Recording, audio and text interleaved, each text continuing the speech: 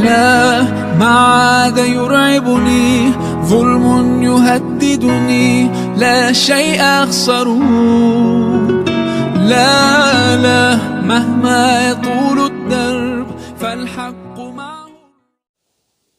Bismillahirrahmanirrahim. Assalamualaikum warahmatullahi wabarakatuh.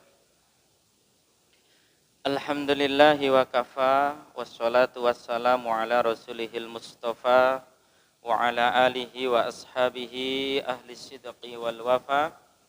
Allahumma salli ala Muhammadin an-nabiyil ummi wa azwajihi ummahatil mu'minin wa dzurriyyatihi wa ahli baitihi kama shallaita ala Ibrahim wa ala ali Ibrahim innaka Hamidum Majid.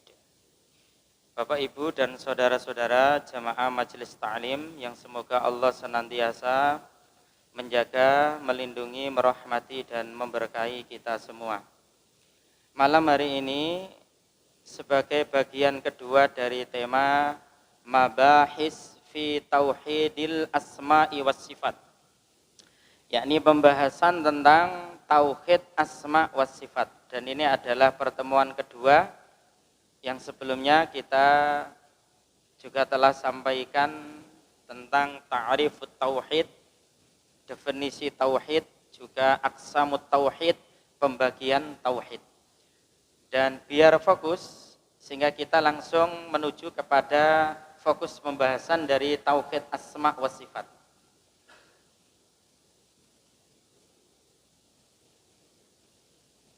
Ternyata tidak connect. Ya. Kemarin biar kita mudah memahami, kita menggunakan sistem tanya jawab. Ma huwa tauhidu al asma'i was sifat. Apa itu tauhid dari asma was sifat? Maksud dari tauhid asma was sifat adalah huwa isbatul asma'il husna, yaitu menetapkan nama-nama yang baik, wasifatil ula, sifat-sifat yang tinggi, lillahi wahdah, hanya untuk Allah satu-satunya, bila tamsilin, tanpa tamsil, tanpa penyerupaan, ya, wala takyifin, tanpa takyif, yakni menanyakan tentang hakikat dari nama dan sifat Allah, wala ta'tilin, juga tanpa ta'til, meniadakan dari nama dan sifat Allah, wala tahrifin, dan juga tanpa tahrif, yakni menyelewengkan dari makna yang sesungguhnya dari asma dan sifat Allah. Dan ini Bapak Ibu harus selalu ingat-ingat, ya. Karena sesungguhnya ketika berbicara tentang tauhid asma was sifat, ini adalah perkara-perkara ghaibiyah yang berhenti kepada dalil, baik dalil Quran, dalil hadis. Sehingga tidak ada istilahnya kemudian akal campur tangan di dalam masalah tauhid asma was sifat. Sehingga di sini tanpa tamsil, tanpa takyif, tanpa ta'til, wala tahrif, juga tanpa tahrif. Sebagian ulama yang lain juga memberikan definisi yang semisal, ya, tapi intinya sama, nanti kita akan kemudian simpulkan, ya. Tauhid asma was sifat huwa al-imanu bima asbatahullahu ta'ala li nafsih, yakni iman terhadap apa-apa yang telah ditetapkan oleh Allah li nafsihi, untuk dirinya. Artinya Allah telah menetapkan nama dan sifatnya serta perbuatannya untuk dirinya, dan kita mengimani sebagaimana yang ditetapkan oleh Allah. Minal asma'i was sifat, dari nama-nama dan sifat, wa ma asbatahu lahu rasuluhu sallallahu alaihi wasallam, dan juga beriman terhadap apa-apa yang ditetapkan oleh Rasulullah sallallahu alaihi wasallam bertalian dengan nama dan sifat Allah. Bila takyif, sama tadi, tanpa takyif, wala tamsil, tanpa tamsil, wala ta'til, tanpa ta'til. Didasarkan kepada firman Allah Ta'ala, laisa kamitslihi syai'un, dan tidak ada sesuatu pun yang semisal dengan Allah. Wa huwas samiul basir, dan Allah Maha mendengar lagi Maha mengetahui. Quran surat Asy-Syu'ara ayat 11. Juga dalam Quran surat Al-Ikhlas, ini juga prinsip penting dalam asma wa sifat. Qul huwallahu ahad, Allahus samad, lam yalid wa lam yulad wa lam yakul lahu kufuwan ahad. Kami kutipkan juga, ini biar mantap gitu Bapak Ibu ya. Kami kutipkan juga dari kitab Mawaqif at-Tawaif min Tauhidil Asma'i was Sifat yang ditulis oleh Muhammad bin Khalifah bin Ali At-Tamimi ya. Diterbitkan oleh Adwa'us Salaf Riyadh Al-Mamlakah Al-Arabiyah As-Su'udiyah ya. Mawaqif itu adalah prinsip-prinsip ya, prinsip-prinsip yang dipedomi, yang dirujuk oleh Ahlussunnah wal Jamaah bertalian tentang asma wa sifat, tauhid asma wa sifat. Di sini disebutkan 3 ya. Yang pertama, ini prinsip Ahlussunnah wal Jamaah. Sekali lagi kalau kita mendengar bicara tentang Ahlussunnah wal Jamaah, itu bukan milik kelompok tertentu. Tidak boleh istilahnya diklaim hanya satu kelompok tertentu. Karena sesungguhnya istilah Ahlussunnah wal Jamaah adalah siapapun yang berpedoman kepada Quran dan hadis secara benar berdasarkan apa yang telah disyariatkan oleh Allah dan Rasulnya. Itu disebut Ahlussunnah wal Jamaah. Jadi tidak milik golongan tertentu. Nah, apa di antara prinsip yang diyakini oleh Ahlussunnah wal Jamaah bertalian tentang tauhid asma wa sifat? Yang pertama, yusammunallaha bima summiya bihi nafsahu fi kitabih, yakni menamai Allah dengan apa-apa yang Allah menamai dirinya di dalam kitabnya. Au ala lisani rasulih, atau berdasarkan lisan Rasulullah atau ajaran Rasulullah sallallahu alaihi wasallam. La yaziduna ala dzalika wa la yanqusuna minhu. Tidak menambahi juga tidak mengurangi. Jadi kita itu menamai Allah, mensifati Allah sebagaimana Allah dan Rasulnya menamai dirinya, menamai Allah ya, tanpa kita melakukan penambahan, tanpa kita melakukan pengurangan. Itu prinsip yang pertama tentang tauhid asma wa sifat. Dengan eling-eling ya, biar tidak lupa. Yang kedua, wa yasbutuna lillahi azza wa jalla wa yusaffunahu bima wasafa bihi nafsahu fi kitabihi aw ala lisani rasulih sallallahu alaihi wasallam min ghairi tahrif wala ta'til wa min ghairi takyif wala tamtsil. Jadi ini juga menjadi salah satu dasar bahwasanya yang punya prinsip seperti ini tidak hanya Ibnu Taimiyah ya. Bukan hanya Syekhul Islam Ibnu Taimiyah, akan tapi ulama-ulama rabbaniyin, ulama-ulama warasatul anbiya wal mursalin juga mempunyai prinsip yang sama. Prinsip yang kedua ini adalah menetapkan untuk Allah dan juga mensifatinya dengan apa-apa yang Allah mensifati dirinya di dalam kitabnya atau atas petunjuk Rasulnya, min ghairi tahrif, tanpa tahrif, tanpa ta'til, tanpa takyif, tanpa tamtsil. Kemudian prinsip yang ketiga, wa yanfauna 'anillahi ma nafahu an nafsi fi kitabih, meniadakan ya apa-apa yang ditiadakan oleh Allah untuk dirinya ya fi kitabi, sebagaimana yang tertera di dalam kitabnya, aw ala lisani rasuli sallallahu alaihi wasallam, atau juga berdasarkan apa yang disampaikan oleh Rasulullah sallallahu alaihi wasallam, ma'a i'tiqadi annallaha mausufun bi kamali dzidzalikal amri al-manfi, ya, dengan keyakinan bahwa Allah itu disifati dengan sifat yang sempurna. Ini 3 prinsip penting bertalian tentang prinsip Ahlussunnah wal Jamaah terhadap tauhid asma wa sifat. Jenengan sampai di sini jangan terlalu sepaneng dan bingung ya. Nanti kita contohkan biar nanti jenengan tidak bingung. Jadi ini jenengan dengarkan, dinikmati begitu saja ya. Nanti kalau misalnya forum ini kurang puas bisa japri saya ya. Karena saya yang menyampaikan, kan saya harus tanggung jawab ya. Nah, kalau kita simpulkan ya, dalam bertauhid asma wa sifat ini ada 2 prinsip pokok ya. Pertama prinsip isbat, penetapan, yang kedua prinsip nafyul mumassalah, meniadakan penyerupaan. Jadi pokoknya terhadap nama dan sifat Allah, ini Allah menetapkan seperti ini, Rasul menetapkan seperti ini, maka kita juga menetapkan sebagaimana Allah dan Rasulnya menetapkan. Itu intinya ya. Itu namanya isbat ya, isbat. Tanpa melakukan tamtsil, menyerupakan, tanpa ta'til, meniadakan, tanpa tahrif, menyelewengkan dari makna yang sesungguhnya, juga tanpa takyif, menanyakan hakikatnya. Yang kedua, ya, nafyul mumassalah, meniadakan penyerupaan. Karena Allah tidak sama dengan makhluk.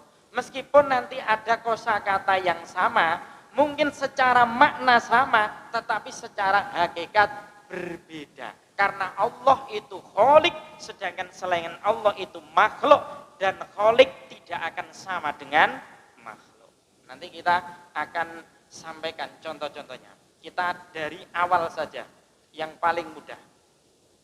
Berapa jumlah nama dan sifat Allah?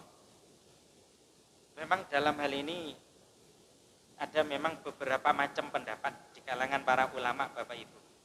Ada yang menyebutkan nama dan sifat Allah itu jumlahnya 99.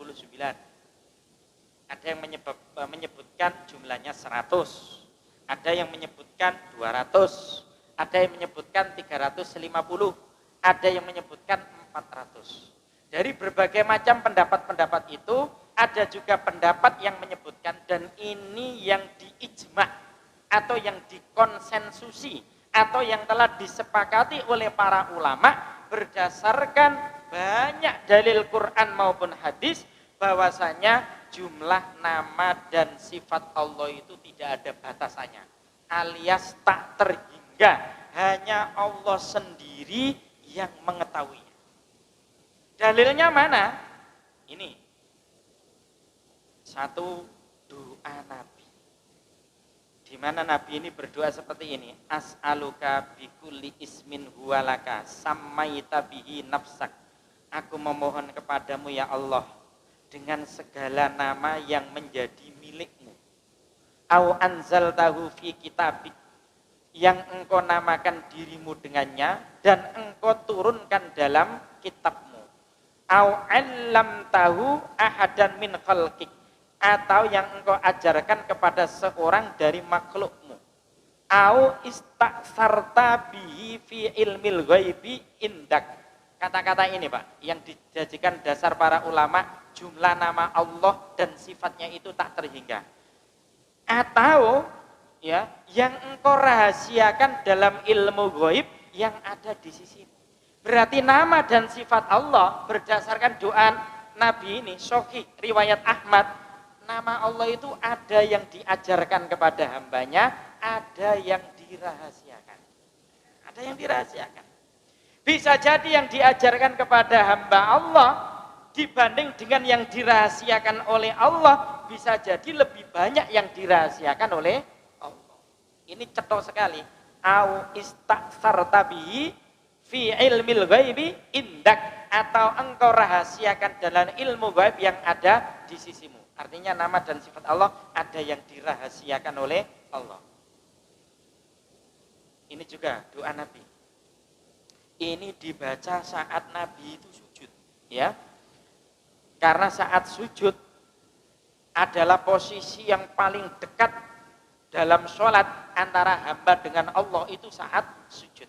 Sehingga Rasul mengatakan fakthirud du'a fihi, perbanyaklah doa saat sujud. Kalau dikaitkan dengan konteks saat ini, kita juga boleh nambahi doa Allahumma barik lana fi Rajab wa Sya'ban wa balighna Ramadan, untuk persiapan kita menghadapi bulan Ramadan. Pun biar fokus ini saja, soalnya masih banyak slide-nya.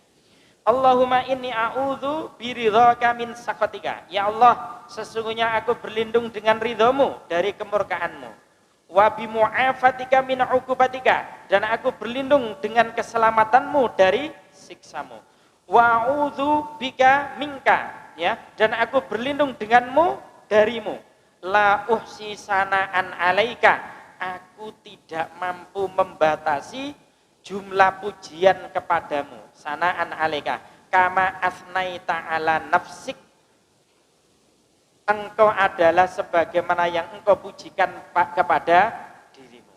Di sini ada kata-kata la uksi sana'an 'alaika, aku tidak mampu membatasi jumlah pujian kepadamu. Sedangkan pujian yang disebut diantaranya alhamdu, itu juga bagian dari nama dan sifat Allah.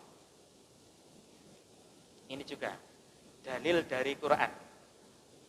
Quran surat Luqman dan juga Quran surat Al-Kahfi nanti ayat 109, ya.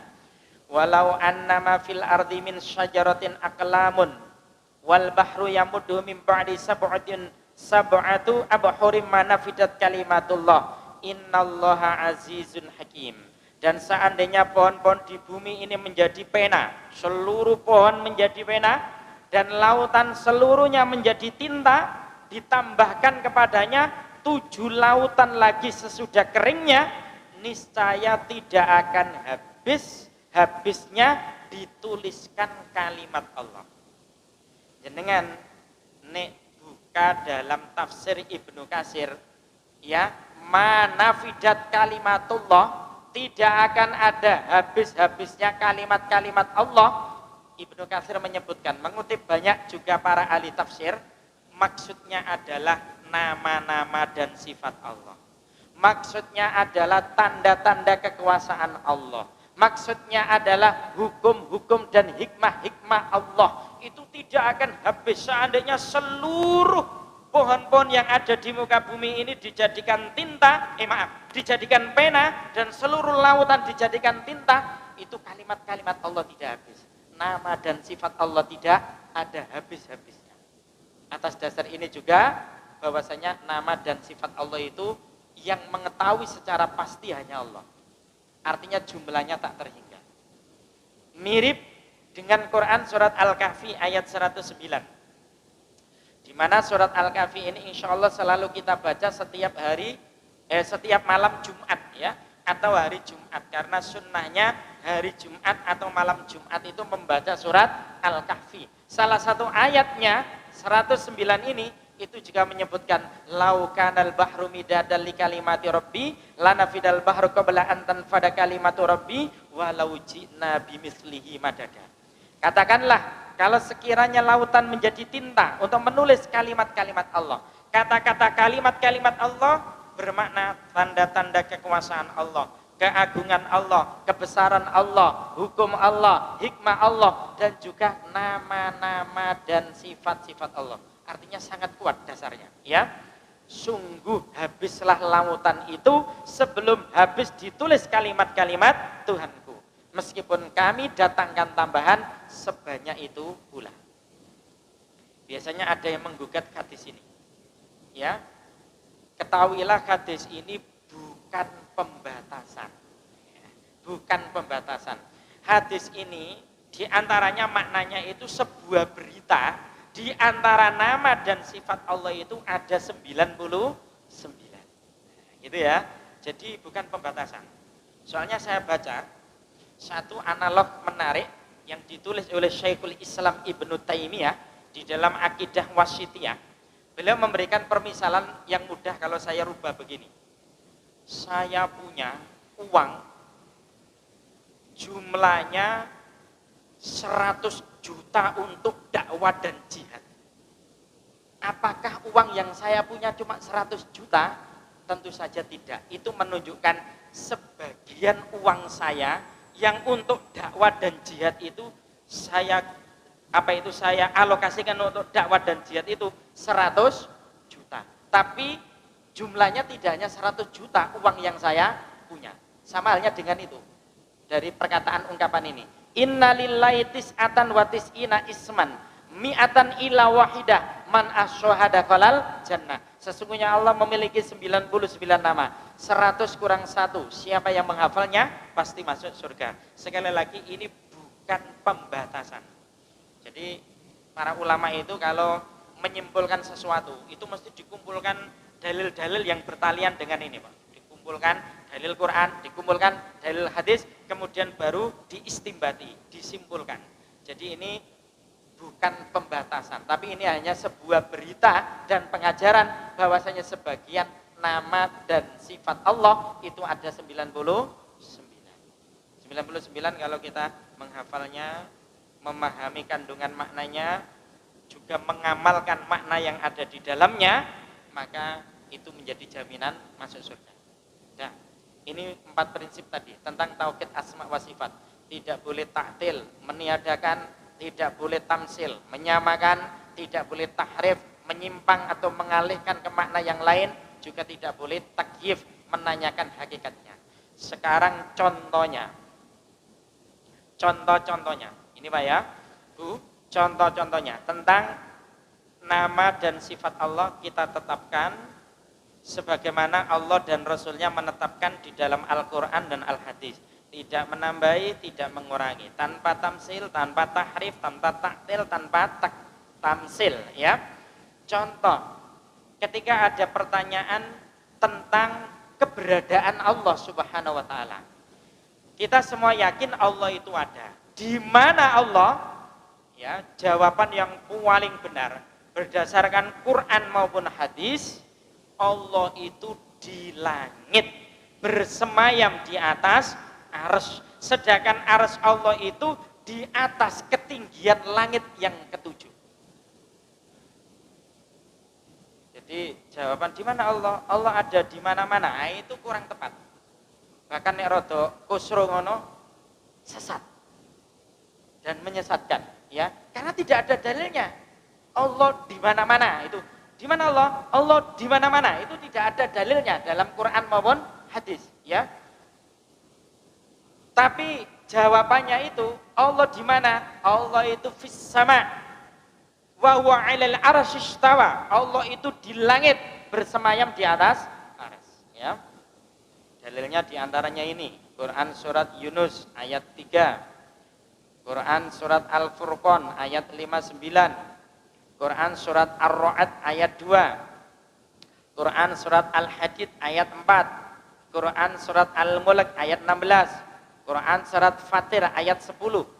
Bahkan Ibnu Huzaimah rahimahullah ta'ala, ya, dalam kitabnya Kitabut Tauhid wa isbatu sifati Rabbi azza wa jalla, ya, beliau itu menyebutkan dalil bahwasanya Allah itu di langit bersemayam di atas arsy, dalil dari Quran, dalil dari hadis, dalil dari asar para sahabat, jumlahnya lebih dari 1000. Luwih teko 1000, Pak. Masuk sampai enggak percaya? Orang beriman saja satu dalil, kalau itu dari Quran, itu sudah cukup. Sudah cukup satu dalil, kalau itu dari Quran maupun hadis, itu sudah cukup. Lah ini ada 1000 dalil. Sampai kok koyo gak setuju ngono to, Pak? Ya? Bahwa Allah itu di langit, bersemayam di atas arsy, dan ini bagian dari tauhid asma wa sifat. Bahkan kalau nanti kemudian disimpulkan secara global, ya, kalau dalil dari Quran, dalil dari hadis, dari asar para sahabat, jumlahnya kurang lebih menurut Ibnu Huzaimah ini, ya, itu jumlahnya lebih dari 1000. Juga dalil menurut akal manusia.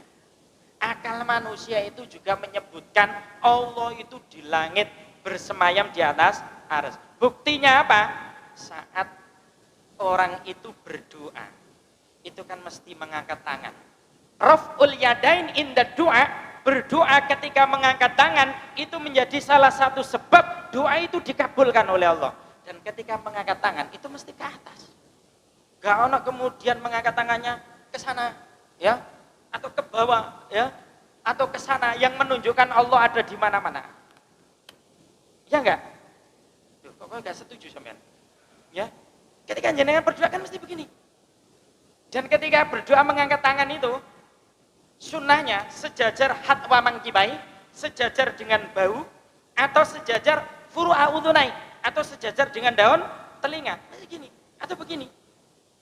Tidak ada berdoa yang kemudian begini ya atau begini ya atau begitu. Nah, seperti itu enggak ya, tapi begini. Itu dalil akal berdoa ke atas yang itu menunjukkan bahwasanya Allah itu di langit bersemayam di atas.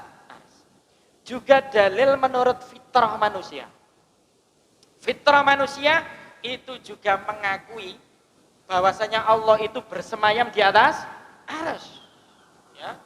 Saya sering ini menyontohkan. Ketika seseorang itu mendapatkan satu masalah, dia sudah berdoa supaya keluar dari masalah tersebut, supaya dapat solusi dari masalah tersebut. Dia sudah berusaha ke sana kemari, curhat ke sana kemari, bahkan curhate ana nduk Facebook, nduk Twitter, nduk ngene IG ya, dicurhati kuwabe wong sak dunia maya ya. Tapi ternyata taruhlah kemudian belum dapat solusi, tiba-tiba ada orang, piye Gus, masalah Gus. Piye yu, masalah yu. Mbuh, tak serano sing nduk dhuwur. Pernah enggak jenengan dengar seperti itu? Tak serano sing nduk dhuwur. Tak serano sing nduk dhuwur itu pengertiannya tak serahkan kepada Allah karena Allah itu ada di atas. Saged dipahami niki. Ada yang mengatakan, tak serano sing nduk ndi, ono ta?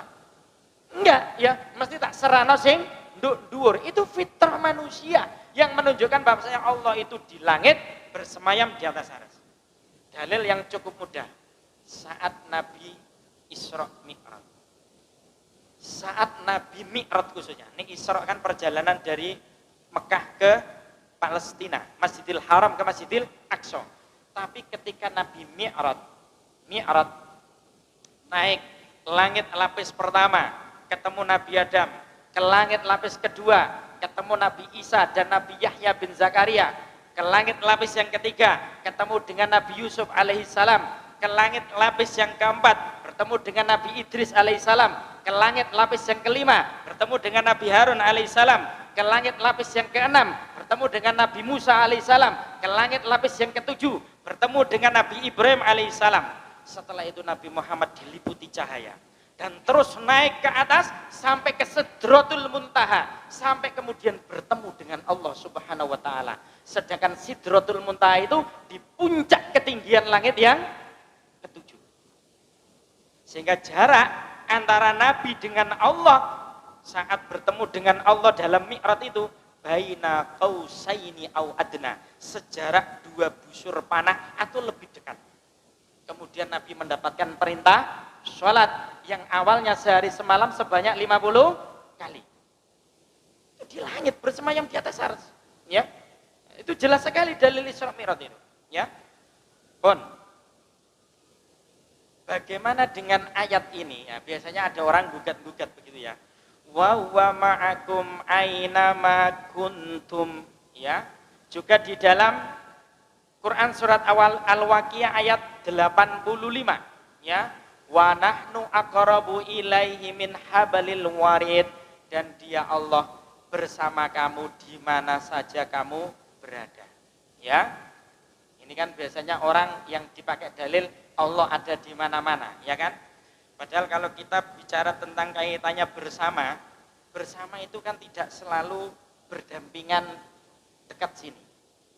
Sama halnya dengan sampean ngomong di sebuah forum, saya bersama istri saya, padahal istri sampean gak nduk samping sampean, tapi nduk omah. Tapi sampean ngomong saya bersama istri saya, itu menunjukkan sampean iki rukun karo bojo sampean. Durung pegatan ngono lho maksudnya. Tapi tidak selalu berdampingan, kan begitu, ya? Sehingga ini perlu kita buka tafsir. Wa nahnu aqrabu ilaihi min hablil warid, dan kami Allah lebih dekat daripada urat nadi manusia. Syekh Muhammad Shalih Utsaimin itu menyebutkan pertalian dengan tafsir ini. Ini harus kita buka tafsirnya, Pak. Allah itu bersatu dengan mereka, kudrotnya, pendengarannya, pengaturannya, kerajaannya, makna rububiyahnya, sedangkan dia Allah di atas arsy-Nya dan di atas segala makhluk-makhluknya. Ini tafsiran yang benar. Ya.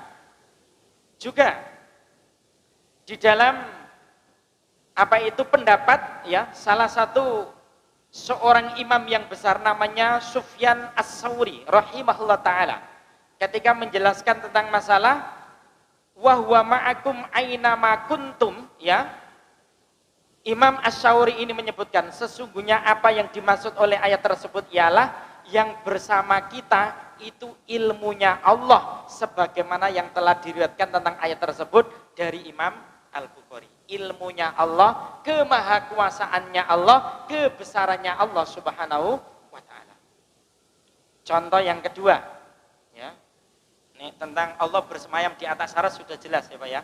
Biasanya yang selalu meributkan Allah bersemayam di atas arsy itu kelompok-kelompok Mu'tazilah, kelompok-kelompok Jahamiyah ya. Biasanya ngomongnya gini, kalau Allah bersemayam di atas arsy, lah iya butuh tempat. Kita bisa jawab, iku rupamu, raimu butuh tempat itu. Nek Allah enggak butuh tempat, ya cukup diimani, diyakini Allah bersemayam di atas arsy. Gitu loh. Ya.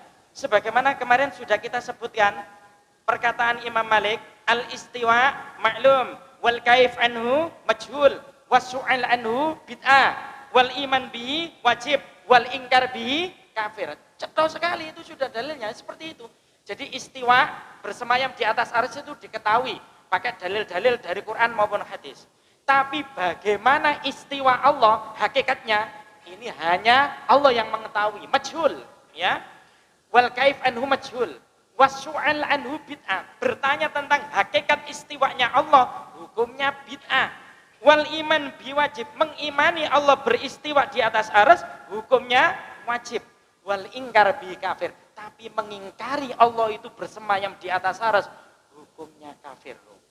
Resikonya berat loh Pak. Mengingkari, menolak Allah bersemayam di atas arsy itu hukumnya kafir. Cukup diimani tanpa tamsil, tanpa takyif, tanpa tahrif sebagaimana prinsip-prinsip tadi. Contoh yang kedua, pembahasan tentang turunnya Allah ke langit dunia.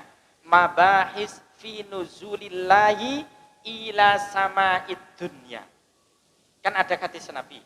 Dan ini termasuk hadis qudsi ya. Nuzulullahi ta'ala fi sulusil akhir minal lail. Bahwasanya di setiap sepertiga malam yang terakhir itu Allah turun ke langit dunia. Allah yang berada di arsy-Nya sana ya. Arsy itu adalah makhluk Allah yang paling agung, yang paling besar ya. Itu setiap sepertiga malam yang terakhir itu turun ke langit dunia. Langit dunia itu di mana? Apa yang kita lihat dengan terbatas pandangan mata kita ke langit, itulah langit dunia. Ya, ada hadis yang zilu rabbuna tabaraka wa ta'ala kulla lailatin ila sama'id dunya. Rabb kita yang maha berkah lagi maha tinggi itu turun pada setiap malam, itu turun ke langit dunia. Hina yabqa sulusul lailil akhir, pada saat sepertiga malam terakhir. Yaqulu, selanjutnya Allah berfirman ya, Allah menawari, may yad'uni fa astajibu lahu, siapa yang berdoa kepadaku pasti aku kabulkan. Wa may yas'aluni fa'utiyahu, barang siapa yang meminta kepadaku pasti aku beri. May yastaghfiruni fa'aghfiru lahu, barang siapa yang minta ampun kepadaku pasti aku ampuni. Allah terus berfirman seperti itu sampai sebelum adzan subuh. Itu setiap malam Pak, setiap malam. Dan itu kita wajib kita imani. Ini namanya kita menamai, mensifati, menetapkan sebagaimana Allah menamai dan mensifati dirinya di dalam Quran maupun hadis, tanpa kita serupakan. Tidak usah kemudian kita berpikir begini, dan sepertiga malam yang terakhir itu turun, sepertiga malam terakhir itu turun, terus munggahnya kapan? Nah, kita bisa jawab, itu lah raimu, ya. Ini urusan Allah, Tidak bisa kemudian kamu bandingkan dengan dirimu atau dibandingkan dengan makhluk. Kalau sampai dibandingkan dengan makhluk itu namanya mumasalah, menyerupakan Allah dengan makhluk. Cukup imani gitu, apa susahnya sih? Bahwa setiap sepertiga malam yang terakhir itu Allah turun ke langit dunia, cukup beriman gitu saja. Percaya dan yakin. Kemudian Allah menawarkan 3 hal. Siapa yang minta kepadaku pasti aku beri. Siapa yang berdoa kepadaku pasti aku kabulkan. Siapa yang minta ampun kepadaku pasti aku ampuni. Terus Allah berfirman seperti itu sampai kemudian adzan subuh. Kita tidak perlu bingung, ini perbuatan Allah. Perbuatan Allah itu gaib. Beda dengan perbuatan makhluk. Karena kita kemudian bayangkan perbuatan Allah, enggak gaduk Gus, akal kita.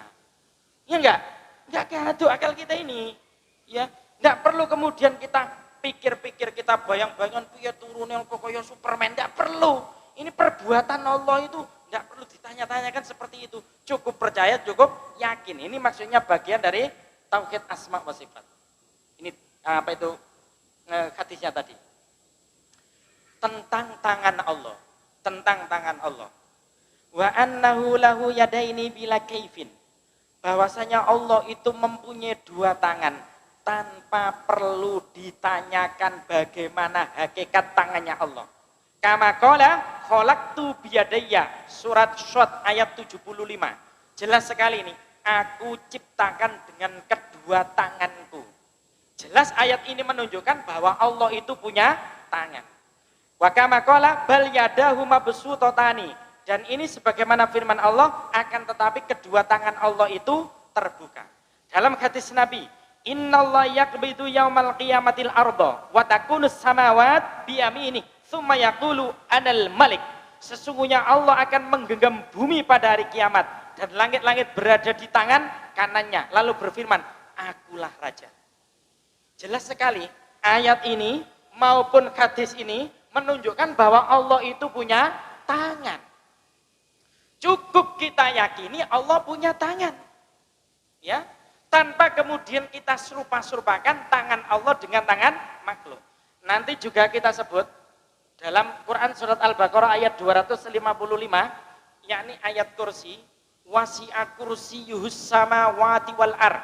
Dan kursi Allah itu seluas langit dan bumi. Apa makna kursi Allah? Ibnu Abbas radhiyallahu anhu menjelaskan bahwasanya kursi Allah itu maudhi'ul qodam, tempat kakinya Allah. Yang kursi Allah itu lebih luas, lebih agung daripada langit 7 lapis, bumi 7 lapis. Langit 7 lapis, bumi 7 lapis dibandingkan dengan kursinya Allah, langit 7 lapis, bumi 7 lapis itu ibarat cincin atau gelang yang dilempar ke padang Sahara. Belum nanti berbicara tentang arsy-Nya Allah yang disebut dengan singgasana Allah Subhanahu wa taala, itu dibandingkan dengan kursinya Allah lebih agung, lebih besar arsy-Nya Allah daripada kursinya Allah. Ya. Sedangkan kursinya Allah itu maudhi'ul qodam, berarti Allah punya kaki, Allah punya tangan. Cukup kita yakini, cukup kita imani bahwasanya Allah punya tangan, Allah punya kaki, tanpa tamsil, tanpa tahrif, tanpa ta'til, tanpa tamtsil, tanpa kita serupa-serupakan. Saya kasih analogi yang mudah, ya, bahwasanya kadangkala ada satu lafadz maknanya sama, tapi hakikatnya beda. Contoh, kaki, ada kaki meja, ada kaki saya, ada kaki kuda, ada kaki ayam. Apa kaki saya ini sama dengan kakinya meja? Sama-sama kaki. Apakah kaki meja sama dengan kakinya ayam? Sama-sama kaki. Apakah kaki ayam sama dengan kakinya gajah? Padahal sama-sama kaki. Ini antar makhluk saja berbeda. Sama-sama kaki. Sehingga kalau disebut Allah punya kaki, Allah punya tangan, cukup yakini, cukup percayai, ya, cukup imani, tanpa kita tamsilkan, tanpa kita serupakan, tanpa kita tahrif, kita rubah, kita selewengkan dari makna yang sesungguhnya menjadi itu maksudnya bukan tangan tapi kekuasaan. Nah, itu berarti mentahrif, ya. Sehingga itu nanti ujungnya juga mentaktil, meniadakan akhirnya, dan ini bahaya. Berarti tidak percaya, tidak yakin terhadap firman Allah dan juga hadis-hadis Nabi. Ini kursi Allah yang tadi kita sebut, ya. Mal kursi fil arsh illa ka halqatin min hadid ulqiyat baina dhahrai falat minal ar. Tahta kursi dibanding dengan arsy itu laksana sebuah lingkaran besi yang dilempar di tengah-tengah tanah lapang yang sangat luas. Juga dalam riwayat Imam Al-Bukhari, ya, di mana nanti hadis ini menjelaskan bahwasanya kelak di hari kiamat yang namanya langit itu digulung dan dilipat dan diletakkan pada satu jarinya Allah. Bumi digulung dan dilipat, diletakkan pada satu jarinya Allah. Red yang lain, matahari dan bulan itu juga diletakkan pada satu jarinya Allah. Berarti itu menunjukkan Allah punya jari-jari. Tanpa tamsil, tanpa kita serupa-suprakan dengan makhluk. Dalil yang lain ini, ya muqallibal qulub, tsabbit qalbi ala dinik. Di mana ini juga sangat baik untuk kita baca saat kita sujud. Wahai zat yang membolak-balikkan hati, tetapkan hatiku pada agamamu. Ketika Rasulullah Shallallahu Alaihi Wasallam sering membaca doa ini, kemudian istrinya yang namanya Ummu Salamah itu bertanya, lana jenengan itu selalu berdoa, ya muqallibal qulub, tsabbit qalbi ala dinik. Kemudian Rasulullah menjawab, ya Ummu Salamah, ma min adami illa wa qalbuhu baina usbu'aini min asabiillah. Wahai Ummu Salamah, tidaklah anak keturunan Adam kecuali hatinya itu berada di antara dua jari dari jari-jari Allah Azza wa Jalla. Ya, masya'a aqama wa masya'a zago. Ya, bila ia berkehendak meluruskannya dan bila ia berkehendak maka akan menyesatkannya. Ini diantara poin yang kita ambil. Ini juga bertalian dengan tauhid asma wa sifat, menunjukkan bahwa Allah itu punya jari-jari. Tanpa kita taktilkan, tanpa kita tahrifkan, tanpa kita tamsilkan, tanpa kita takyifkan. Pokoknya 4 prinsip itu harus kita ingat-ingat, bertalian dengan nama dan sifat Allah. Kita menetapkannya sebagaimana Allah menetapkan di dalam Al-Quran maupun As-Sunnah, tanpa menambahi, tanpa mengurangi. Demikian, mudah-mudahan bermanfaat. Wallahu a'lam bishawab. Subhanaka Allahumma wa bihamdika asyhadu an la ilaha illa anta astaghfiruka wa atubu ilaik. Walhamdulillahirabbil alamin. Wassalamualaikum warahmatullahi wabarakatuh.